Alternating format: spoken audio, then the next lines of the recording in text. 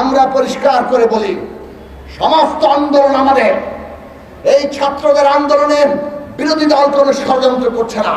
আমরা পরিষ্কার করে ছাত্রদের আন্দোলনকে সমর্থন জানাই।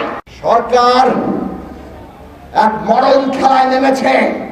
ক্ষমতায় থাকার জন্য মানুষকে তারা যে কোনো ভাবে বলি দিবে, হত্যা করবে, গুম করবে, দেশ ধ্বংস করবে।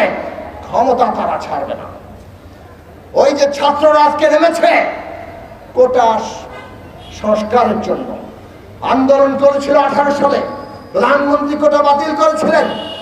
আবার এখন কোটার পরিপত্র, ওই বাতিলের পরিপত্র বাতিল করে দিয়ে কোটা ব্যবস্থা বহাল করছেন। আন্দোলন করছে আবার শিক্ষার্থীরা। ওবায়দুল কাদের সাহেব নেমে পড়েছেন, আওয়ামী লীগের লোকেরা নেমে পড়েছে ছাত্রদের আন্দোলনকে বিভ্রান্ত করার জন্য, মানুষকে বিভ্রান্ত করার জন্য। তারা বলছে এর মধ্যে নাকি বিরোধী দল ঢুকে গেছে।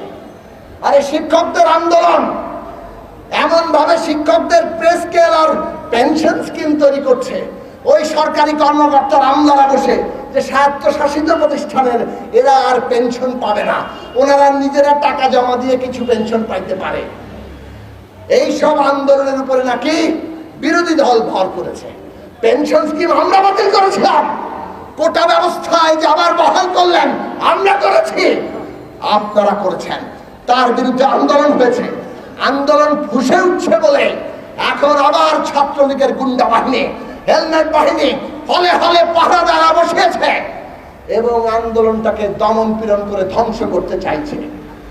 আমরা পরিষ্কার করে বলি, সমস্ত আন্দোলন আমাদের। এই ছাত্রদের আন্দোলনের বিরোধী দল কোনো ষড়যন্ত্র করছে না। আমরা পরিষ্কার করে ছাত্রদের আন্দোলনকে সমর্থন জানাই, শিক্ষকদের আন্দোলনকে সমর্থন জানাই এবং এই